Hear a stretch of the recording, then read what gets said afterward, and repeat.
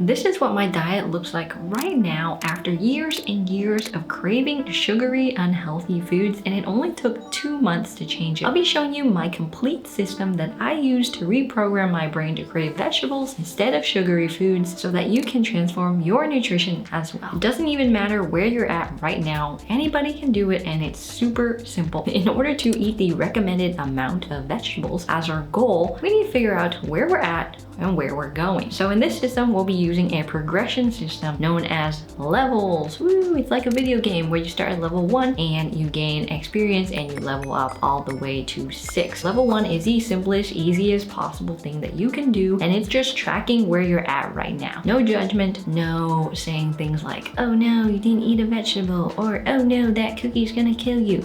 No, just record it any way you can. It could be a notepad, a photo diary, iPhone app, it could be whatever you want, but the most important thing is you need to be honest, 100% honest. If you decide not to take any photos of your sweet desserts, then that completely skews why we're tracking in the first place. So just track, be honest. I'll show you some of my meals from a long time ago. There were cookies, there were ice cream sandwiches, and that's okay. That is our starting point. You don't need to judge it, just gotta be honest. That was level 1. Each level will be adding 1 serving of vegetables a day. To do this, you actually need to eat a vegetable. Find one that doesn't make you gag just by looking at it or thinking about eating it. And for me, that was bell peppers, baby carrots, and cucumbers. So the common trend between them is that none of them require cooking. Just pick something that you can be consistent with. For a time, I bought 7 cucumbers to eat 1 a day, and that was it. So you got your prized veggie pick, and then we're gonna move on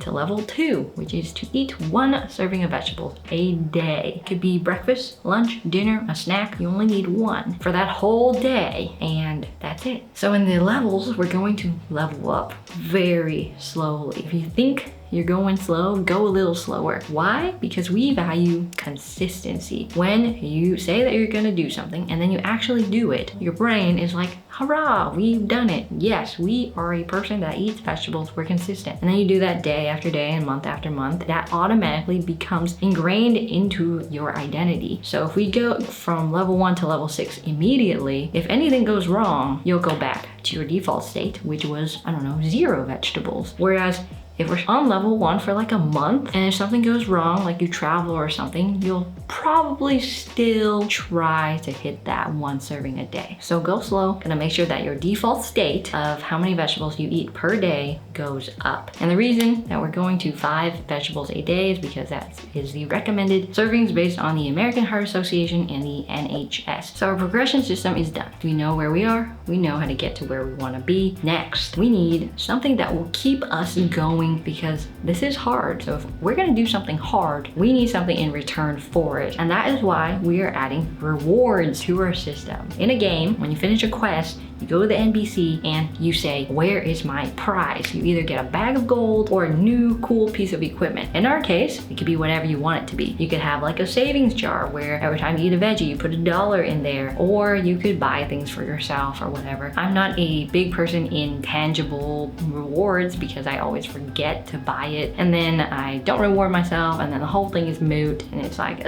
whatever. So I use experience points and guess what? More levels to reward myself. So I use old school RuneScape skill tracker for my experience points. So every time I do something that I want pertaining to my health, I get a certain amount of experience points for each task. So you add all those up and you put it in the calculator and it gives you a level. Currently I'm like level 13 or something. And what do those levels do?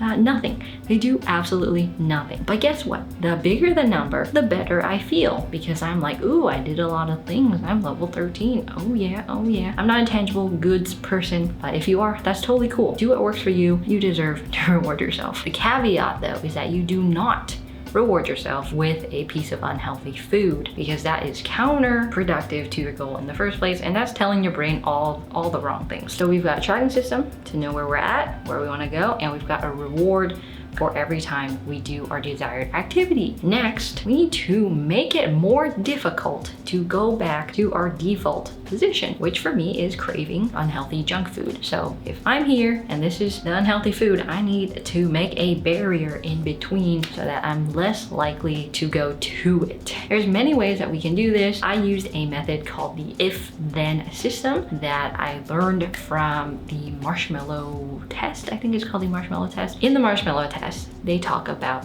a method to delay gratification called the if-then statement. So for me, it's if I want this cookie, I will wait 15 minutes. There's a small black kitchen timer in my pantry right next to all the desserts and stuff. If I ever have them, I will open the pantry, turn on the timer and say, okay, it's 15 minutes. When the timer rings, I can come back and I can have the cookie. Most times I'm like, oh, right, I totally forgot about that. And then I don't feel the urge to eat it because now that impulse I want to eat it is now tied to let's wait 15 minutes. It's not impulse to eat it, then eat it, because that connects the reward and the impulse together, and this disconnects it. So over time, your cravings disappear. It sounds simple, right? Well, that's the thing. It is simple. The world likes to overcomplicate everything because it wants to sell you a bunch of products and systems and courses and whatever. But at the end of the day, the very primitive brain that we have is very simple. And that's how food companies take advantage of it, because it knows that every time we eat something sugary or fatty or go through hours of TikTok or whatever, we get a ton of dopamine from it. So if we want to fight this dopamine system, like brute force it, we're gonna fail. That's why this system is here to reprogram our brain by using the dopamine system in our favor rather than against it. I used to be the type of person that would eat a perfectly healthy meal and afterwards I would eat a cookie, ice cream sandwich, whatever, it would just go in my mouth and I feel good about it. Well, that behavior had to stop because my daughter is becoming very gradually obsessed with what I'm eating. She has this like look of envy as she stares at me every time I eat something. And I know as she grows up, she's going to really take inspiration from me as a role model for what to do. And I don't want her to be the kid in school that is a little bit overweight, because I was that kid and that it sucked. I don't want that for her because I had that for myself and I've struggled with that. And it took a long time to be okay with being a little overweight and then figuring how to work out and how to eat healthy and how to do all those things. And sometimes I still struggle with it. Sometimes it's like still in my brain to do that. But the system that I'm showing you has really worked out for me, and it's like bleeding into my life where now my husband like eats vegetables automatically too, which is like insane. And her daughter's introducing vegetables into her solid food puree arrangement as well. So it's a win-win. If you're this person in your family, like your efforts are gonna cascade throughout your family and you're just gonna change their entire life. So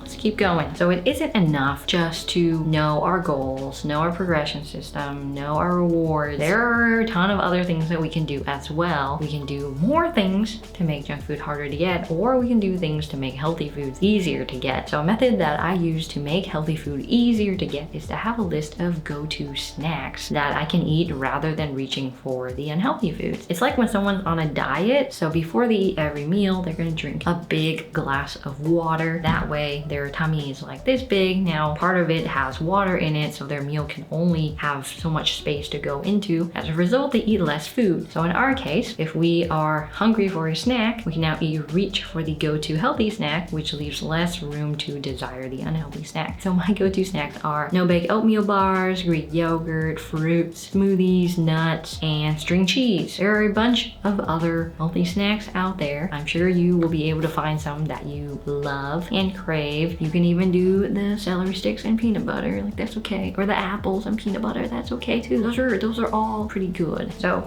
we made healthy foods easier to get. Now there's one thing that if you do, it will make this whole thing like 10 times easier and require very little willpower for you to succeed. If you don't want to eat unhealthy food, then don't have it in your home. Because the moment it enters your home and the moment it lives in your pantry, you know where it is. You're gonna want it and you're gonna check your pantry more often, you're gonna see it more often, and there's so many more opportunities for you to cave in to your cravings, whether there's an if-then statement or not. Like, it's so easy because it's right there. Now, if you are the person that buys the food in your household, then great. Just avoid the snack aisles at the store. Now, if you are not the person that buys groceries for you, have a talk with the person that does. Tell them your goals. Tell them these are the techniques that you're using so that you can eat healthier. And instead of buying unhealthy snacks, like, we're gonna opt for the healthy ones that we listed earlier instead. And I'm sure they'll understand. There's no person in the world that would say, no,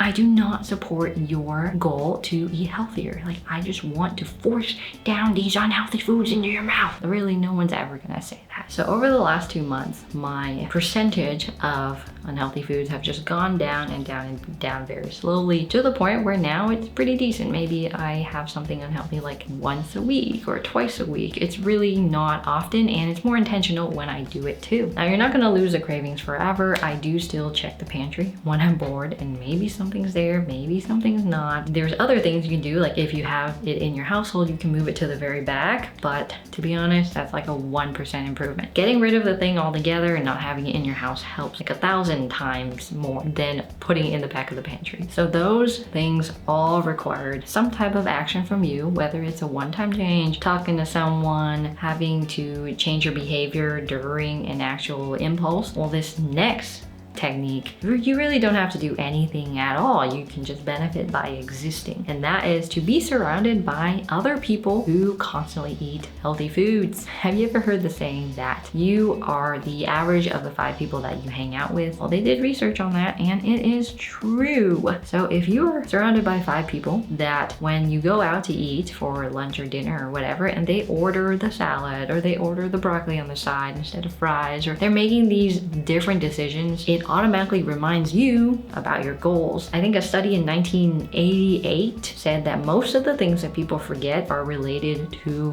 when they have to do something. So it's really easy to forget about your goal of eating more vegetables. That's why being surrounded by people just instantly reminds you, and that makes it so much easier to reach your goal. When you tell your brain all these things to remind yourself, you're more likely to succeed, because part of the reason why people fail is that they just forget about it. That's all it takes to fail a goal sometimes, is you forget about it. So hang out with people who like vegetables and you automatically eat more. So now that we have this whole system with all these things to do, how do you make sure that it actually comes into fruition? How do you make sure that you don't forget it? Well, there's a ton of ways. You can set an alarm, you can have a notebook. I make sure that I have a hub that has all these things in it, so I know exactly what my goal is, what I need to level up, how much experience I have, all those things. And it's all in a Notion hub that I use, because I check Notion every single day. So it just depends on what you look at every day. Maybe you have a to-do list you look at every day, or a calendar, or an app. Like, just make sure it exists there. And over time, this behavior will become more automatic and part of your identity, that you don't need to have a home for it. And you can work on another goal using your hub. And that's it. Meal prepping also helps a ton as well if you want to improve your nutrition. It's one of the 14 plus habits that save me 20 plus hours a week. And I talk about that in this video right here. Eat healthy.